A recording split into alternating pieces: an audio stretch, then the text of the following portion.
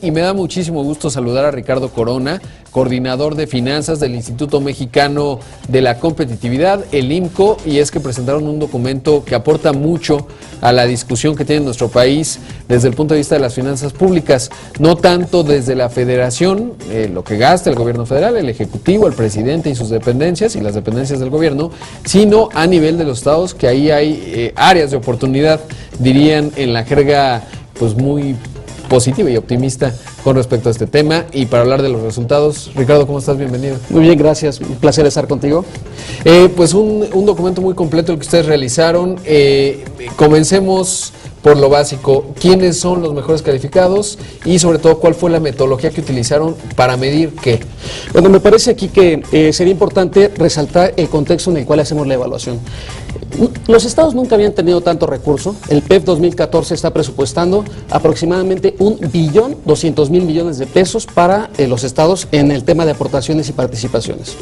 Entonces uno pensaría que bueno, es un premio, que están haciendo bien los estados para que les pasen ese recurso, si también por otra parte vemos que hay algunos problemas en la falta de calidad de información presupuestal en estados y municipios. El IMCO realiza este estudio en el cual se analiza esta calidad de información desde 2008, con base en un catálogo de mejores prácticas en las cuales necesitamos forzosamente un sustento normativo, una verificación práctica, por lo menos un estado cumple con esto, y evidentemente todos los trabajos teóricos que justifiquen la evaluación. Siendo esto, vemos que se le dan los recursos a los estados en un contexto en el cual también detectamos bajos ingresos, una baja generación de ingresos, falta de control en el tema de deuda pública y un tema de incremento a salarios que no sabemos realmente cómo se desglosa. Y es que hemos visto, por ejemplo, pues prácticamente en la reforma hacendaria, los cambios que se plantearon, pues los estados no cobran impuestos, básicamente son muy pocos los que lo hacen, es un poco a lo que te refieres. Y el otro, pues vemos luego grandes escándalos que están estallando por aquí y por allá, que no es exactamente lo que ustedes midieron, pero es que la normatividad y las buenas prácticas conllevan a que ese tipo de situaciones no ocurran. Claro, de hecho está directamente vinculado. En la evaluación lo que hicimos fue revisar presupuestos de egresos y leyes de ingresos, es decir, las reglas del juego de cómo se maneja el dinero que llega a los estados y cuáles generan también ellos a nivel local, para ver pues quién cumple con estas mejores o peores prácticas. Y esto sí detona con algunos focos rojos que, como bien mencionas, tienen problemas de deuda pública, temas de gasto y salarios que no sabemos, inexplicable cómo se gasta ese recurso. Los primeros lugares que tuvimos en la evaluación fue Colima, segundo lugar Puebla, tercer lugar Jalisco. Último lugar fue Tabasco, el penúltimo lugar Baja California y en el lugar 30 Coahuila. Esto lo que nos muestra es que hay una atomización, están dispersos el cumplimiento de las buenas prácticas. Evidentemente los primeros lugares cumplen el mayor número de mejores prácticas, sin embargo estamos hablando de cuestiones esenciales que no pueden faltar en el manejo de los recursos públicos. Si lo hace un estado, lo deben hacer los demás. Hay una ley general de contabilidad gubernamental que dice al 31 de diciembre de 2013 se deben de cumplir con esta información, título quinto, y parece, este escenario que nos muestra el estudio, parece que no lo van a cumplir los estados. Y aquí es donde se abren algunas ventanas de oportunidad, pues que permiten opacidad o discrecionalidad en el manejo de los recursos públicos. Claro, y es que no es casualidad que justo mencionas de los tres, pues Coahuila y Tabasco han tenido escándalos muy recientes en cuanto a sus finanzas públicas. Así es, temas vinculados principalmente, de hecho es como las dos estructuras problemáticas que vemos en el estudio están vinculadas al desglose de las condiciones de contratación de deuda pública. Si tú y yo tenemos un crédito, por más sencillo que sea, necesitamos saber qué banco, qué tasa de interés, qué plazo, cuánto vamos a pagar,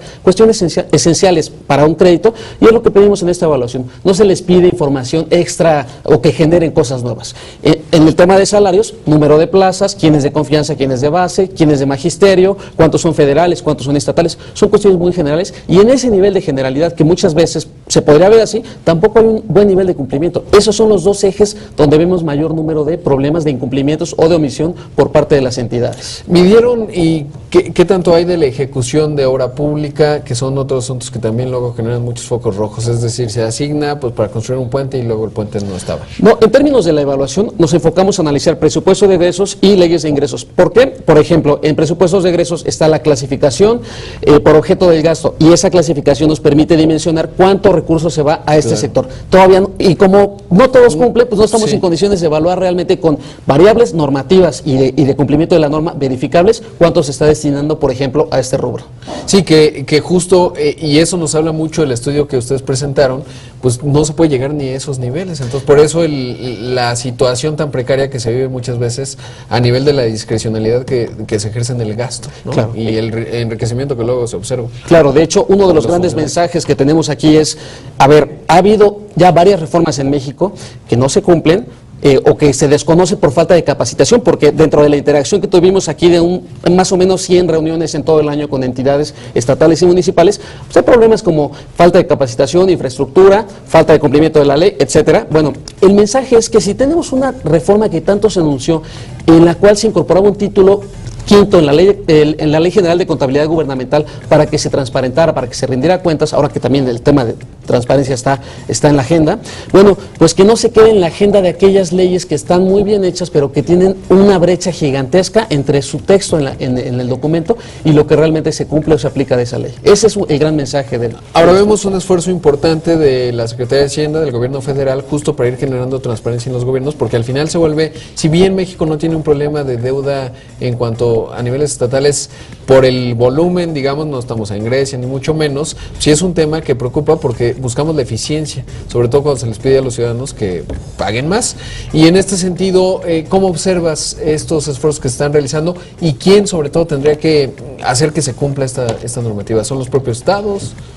Me parece que es en casa, cada uno de los estados, y lo más mencionado muy bien, lo que se está buscando son generadores detonantes de la confianza del ciudadano. No nos olvidemos que muchos de los recursos son parte de los contribuyentes, y hoy por hoy, pues como no es la mejor calificación de la percepción de la ciudadanía, al hablar de el origen y el destino de los recursos públicos. También has mencionado que la deuda pública subnacional en México no es elevada, pero si nos comparamos, por ejemplo, con Brasil tiene muy buenas prácticas, a pesar de que está cerca de 20% de deuda respecto del PIB, México está por el 3 más o menos. Bueno, ellos sí tienen controles de deuda, es decir, de tus ingresos locales, cada estado va a tener un tope, depende de cuánto generes de ingresos locales para que eso te permita ampliar o reducir tu margen de contratación de deuda, por ejemplo. Entonces, ahí es donde se diferencia México respecto de estos países, porque tienen mejores controles para contratación de deuda, por ejemplo, en este sector.